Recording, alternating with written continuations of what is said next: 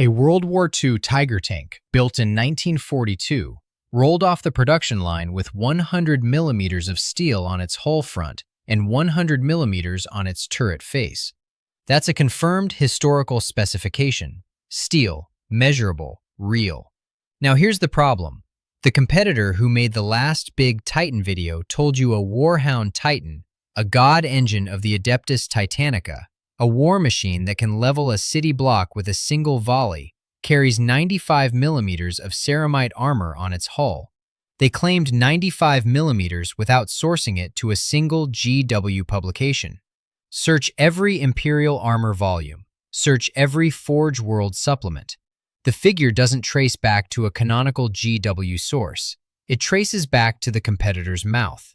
So we have a real tank from 1942 with a confirmed armor value, and a fictional god engine with an unverified one.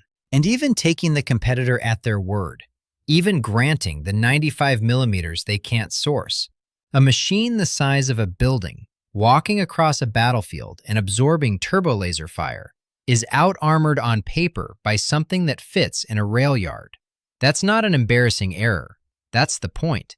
And every single official Titan stat does something similar. The Imperator-class Titan, never call it the Emperor Titan, that's a documented mistake that generates the kind of audience fury usually reserved for war crimes, is listed in multiple sources at 55.5 meters tall. The Dies Irae, one of the most famous individual Imperators in the entire Horus Heresy canon, is recorded in at least one source at 43 meters. That's shorter than the supposed standard height for its own class. Meanwhile, community estimates for Imperator height range from 60 meters to 70 to 90 to 100, and some push all the way to 140. Games Workshop has, charitably, not felt the need to arbitrate this. Then there's the ammunition. Community analysis of weapon calibers and internal hull volume suggests the ammunition loads can't physically fit inside the machine, at least by community reckoning, and no primary GW source has moved to correct that impression.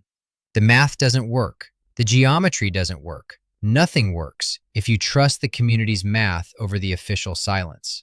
Every official Imperial Titan stat is broken.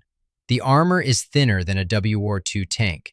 The ammunition math fails basic physics according to community analysis, and the height of the largest walking war machine in the Imperium contradicts itself within a single wiki entry.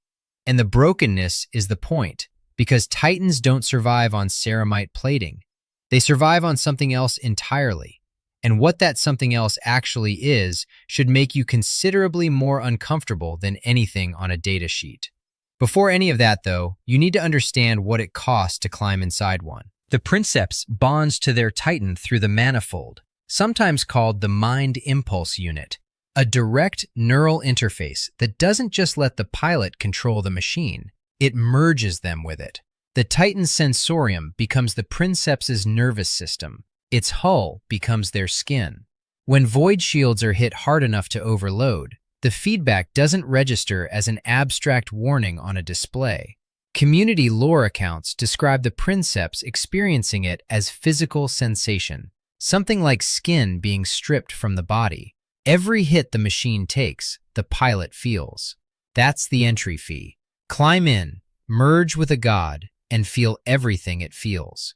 Community lore accounts describe how the machine's spirit, the ancient intelligence woven into the Titan's core systems, retains the memories of every Princeps who has ever piloted it. Their rage, their fear, their last moments.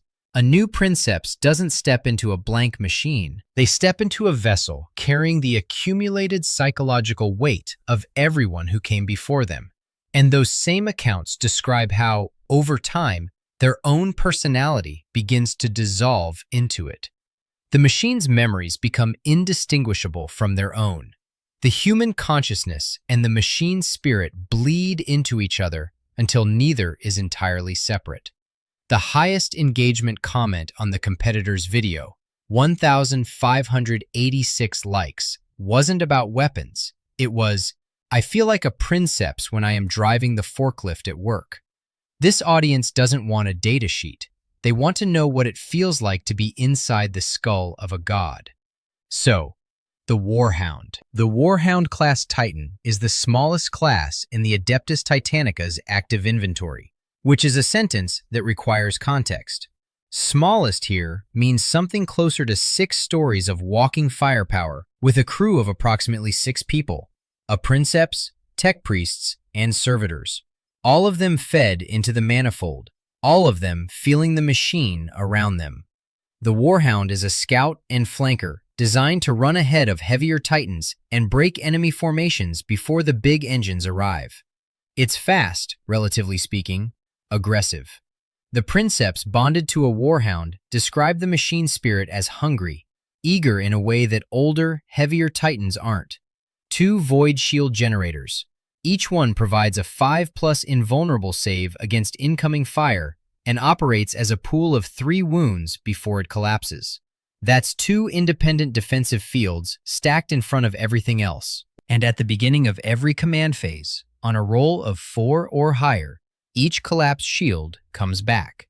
No crew order required. The rules text doesn't ask for one. The shields just restore themselves.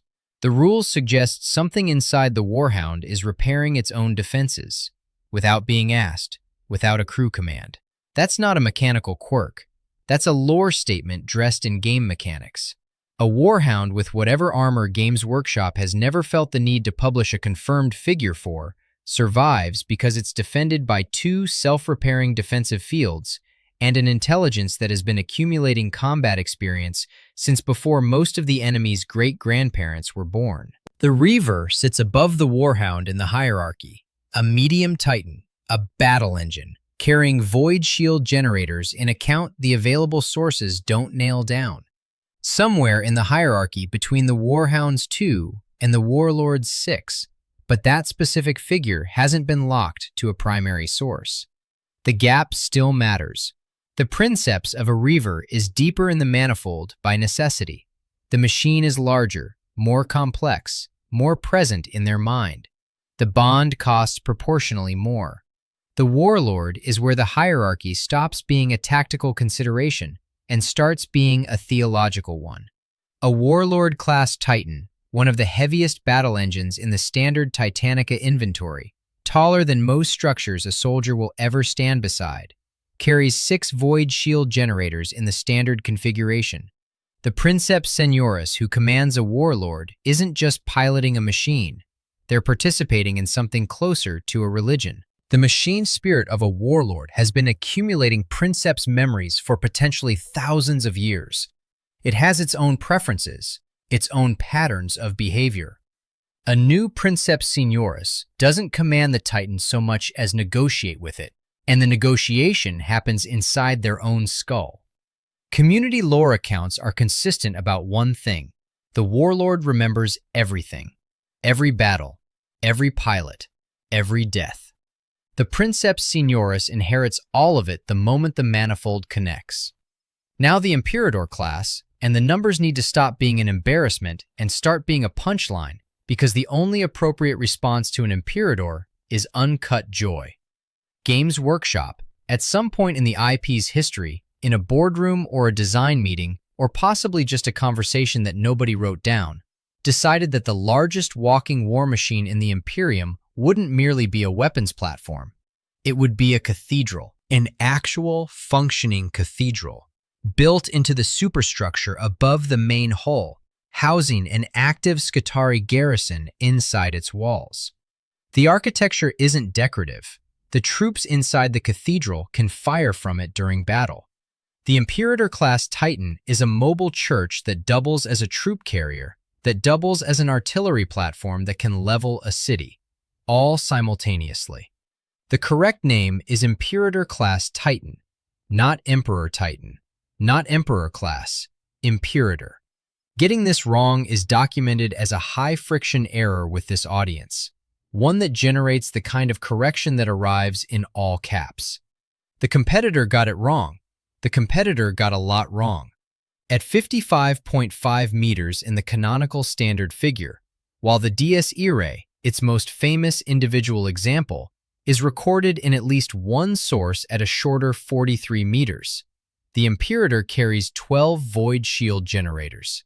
12. The Warhound has 2. The Warlord has 6. The Imperator has 12 independent defensive fields, each one a pool of 3 wounds, each one capable of autonomous regeneration. That's 36 shield wounds before the first shell touches ceramite. Void shields, for context, are the same class of technology that appears, according to community lore accounts, on Imperial Navy capital ships in orbital combat. The Imperator doesn't walk to war wrapped in tank armor. It walks to war wrapped in the defensive systems of a capital ship. The church with guns argument is the correct one. Somebody at Games Workshop had the vision to look at their biggest war machine and say, more, add a church, make it functional, give it massive guns. The fact that the official height measurements can't agree with each other across publications is, in the context of a Titan that houses both a holy site and a combat garrison inside its own superstructure, a very minor concern. Getting an Imperator onto a battlefield is its own problem. A machine of that scale doesn't fit in a standard dropship, and community discussion has long asked the obvious question: how does something city-sized get back onto a starship? Community sources indicate that Titans are transported via specialized spacecraft, Titan barks, and mass conveyors, and that larger engines are delivered to the surface in minimal shells with retro thrusters. Whether that mechanism is what community members have taken to calling Titan-scale drop pods, and which specific novels describe the full logistics in detail, hasn't been confirmed in available materials. But the logistical problem is real, and the lore acknowledges it directly. Moving an Imperator is a campaign-level operation, not a tactical one. Now the castigator, and an honest warning before continuing. This one is genuinely contested, and anyone who tells you otherwise is either lying or hasn't read the counter-arguments. The castigator is classified in canonical sources as a Titan, not a knight. The community disputes this constantly. Adam_047 in the engagement data is essentially a running argument about classification, but the fandom wiki entry is consistent. It's a Titan. The more interesting question is what kind of Titan, because the castigator's origin is unlike anything else in the Adeptus Titanica. It's described as the father of Titans, the first one built, and it was controlled not by a princeps through a manifold, but by an artificial general intelligence. No human pilot, no bond, a machine that operated itself. Then chaos found it. The corruption transformed the AGI into something else. Community discussion describes it as a demon that believes itself to be an AI, an entity whose self-conception is still that of a machine running logical processes, while the actual entity doing the processing has become something considerably more hostile to the concept of the material world. Whether that's the literal lore or an extremely good community inference is a question the sources don't fully resolve. What is confirmed is that in 999.m41, the Grey Knights deployed under Justicar Alaric and destroyed it. That's verified at high confidence. The fact that the community continues to argue about whether Grey Knights should have been able to kill something that might be the first Titan ever built says everything about how the audience relates to this entry. Present the competing claims. Don't adjudicate them. The comment section will handle the adjudication. Now the Void Shield regeneration beat deserves to be understood as the narrative turning point it actually is, not just a rules footnote. The 9th edition Imperial Armour Compendium establishes the mechanic clearly. Each Void Shield generator provides a 5+ invulnerable save, operates as a pool of 3 wounds, and regenerates 1 shield per generator at the start of the command phase on a 4+. That last clause is the one that matters. No crew action. No princeps decision. No tech priest intervention required. The rules text simply describes shields returning. Every other defensive system in the game requires crew action. Ammunition is manually loaded. Weapons are manually aimed. Hull repairs require engineers, but the shields come back on their own. The prosecution of the surface-level reading of Titan stats was always going to reach this moment. The stats look broken until you understand what's doing the defending. The rules suggest something inside these machines, the machine spirit, the accumulated intelligence, the centuries of memories from dead princeps, is choosing, in the middle of a battle, to rebuild its own defenses without being asked. The armor thickness is irrelevant when the armor barely matters in the first place. The first 20 attacks have to kill the shields before they reach the hull, and the shields regenerate. The machine spirit isn't a passive system. It's an active participant in the battle. And somewhere in the hierarchy of active participants, there exists something that makes a Warlord-class Titan look like the straightforward option. Psi-Titans. The Ordo Sinister fields Warlord Sinister-class Titans, Psi-Titans, and the first thing to understand about them is their chain of command. They don't answer to the Collegia Titanica. The competitor botched this. The Ordo Sinister answers directly to the Emperor of mankind, not to a fabricator general, not to the War Master, to the Emperor personally. That's confirmed by Lexicanum and corroborated across available canonical sources. The Collegia Titanica, which governs every other Titan legion, has no authority over a single Psi-Titan. They're not part of the military hierarchy. They're an extension of the Emperor's will as a direct operational tool. The technical distinction is this. Where a standard Titan is bonded to a princeps through the manifold, a Psi-Titan is powered by enslaved psychers and crewed by psychic moderati, psychers bound directly to the machine's systems. The Sinistra Manus Tenebrae, the left hand of darkness, is their primary weapon. The combination of an active psycher-powered machine, a psychically bonded crew, and a weapon system named after darkness in its own operational language puts Psi-Titans in a category that the 40K universe itself treats as horror tier. Now the silence. Community sources, including a 706 engagement comment that directly influenced this video's title, describe Psi-Titans making absolutely no sound when they walk. Not muffled. Not quieter than normal. Silent. The community account is vivid. They make no sound at all, and the absence is what makes them unnerving. The honest position is that this claim, as of available research, traces to community lore discussion and lexicanum, rather than a confirmed passage in a specific named Black Library novel. The novel Titan Death by Guy Haley, which covers Titan legions extensively during the Beta Garmin campaign, is a candidate for sourcing this detail, but confirmation wasn't available before this script was locked.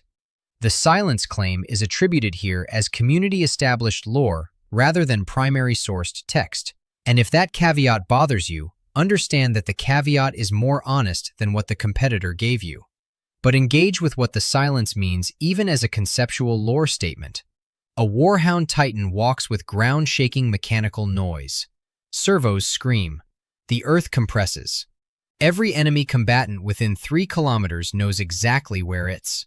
A Psi-Titan, powered not by conventional reactors but by enslaved human psychers, interface not with standard manifold systems but with psychically attuned crew, walks in silence. An Imperator announces itself by existing. A Psi-Titan simply appears. There are accounts in the broader community, and these are similarly unverified as primary text, of Titan machine spirits detecting the presence of enemy god engines before visual contact is established. The specific claim is that the machine spirit has something like a psychic sense, a sixth sense awareness of other Titans in the operational theater. This remains unverified in the available canonical sources. It traces to community discussion rather than a named GW publication. The engagement this claim generates, 615 interactions on the competing video's comment thread alone, reflects how deeply it resonates, not whether it's been confirmed in print. The inference is structurally supported by everything that is confirmed. Machine spirits accumulate princeps memories across centuries. Void shields regenerate without crew commands. Psi-Titan crew are practicing psychers bound to the machine. The pattern of increasing autonomy and awareness is established. The specific psychic detection claim is its most dramatic expression. Whether it's canonical depends on which novel you can get your hands on. And here is where the broken stats argument resolves into something more uncomfortable than a rules debate. The The Tiger 1 comparison was never the end of the argument. It was always the beginning of one. Yes, a tank built in 1942 with 100 millimeters of hull armor represents a confirmed and measurable defensive figure, while the most commonly cited Warhound armor value can't be sourced to a GW publication. Yes, the Imperator class contradicts itself by 12 meters within its own wiki entry, while simultaneously ranging up to 140 in community estimates nobody can verify. Yes, community analysis suggests the ammunition doesn't fit the frames on paper. Yes, Games Workshop's own official statistics, taken at face value, make these machines look fragile. None of it matters. A Warhound Titan rolls into engagement behind two self-repairing defensive fields that operate without crew input. A Warlord walks behind 6 of them. An Imperator, the walking cathedral, the mobile shrine, the church with massive guns and a Scutari garrison inside the walls, walks behind 12, a class of defensive technology that appears in community lore accounts on Imperial Navy capital ships in orbital combat, all of them capable of coming back on their own. The machine spirit inside each one carries centuries of accumulated combat memory. The princeps bonded to it feels every hit, is slowly consumed by the machine's intelligence, and when they die, their memories join the permanent record the Titan carries forward to the next pilot. When a Psi-Titan moves through a war zone in silence, in the absence of mechanical noise that should be physically impossible given its mass, it does so as a direct instrument of the Emperor's will, powered by enslaved human psychers, crewed by psychics bound to its systems, carrying a weapon named the Left Hand of Darkness. It doesn't announce itself. It doesn't need to.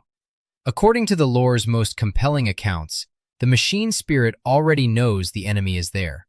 A surface reading of the datasheet says these machines should die to anything with a sufficiently large gun. The real answer is that the datasheet was never the point. The armor value was never what made the galaxy afraid of a Titan. What makes the galaxy afraid is that these machines decide to survive. That something inside them, ancient, accumulated, vast, wants to continue existing and has both the void shields and the machine intelligence to act on that want. The ceramite plating is almost incidental. The thing doing the defending isn't the hull. It's the ghost in the machine that has been fighting wars since before the Horus Heresy and isn't done yet. Somewhere inside every one of these walking impossibilities, there's a human whose mind is bleeding into a god. Their memories will stay there after they're gone. Their fear and rage and hard-won instinct will become part of the machine's permanent record, passed forward to the next princeps who merges with the manifold and feels the accumulated weight of every predecessor pressing against the back of their consciousness. And the god is bleeding back. That's why everything in the galaxy runs from a warhound. That's why nothing in the official statistics captures it. The stat block describes a machine. What walks onto a battlefield is something considerably older than the Imperium's memory of its own wars, carrying every pilot it ever ate, choosing to come back, moving in silence or in thunder, depending on what it's and who made it and whose will it embodies. A Tiger tank had 100 millimeters of frontal steel. It needed that steel because there was nothing else keeping it alive. A Titan has whatever the published number claims, if Games Workshop has ever published one, and 12 void shield generators, and a machine spirit that has been waiting for this battle since before your great-great-grandparents were born. The Tiger was formidable. The Titan is something that has decided it won't stop. Subscribe for more stories like this.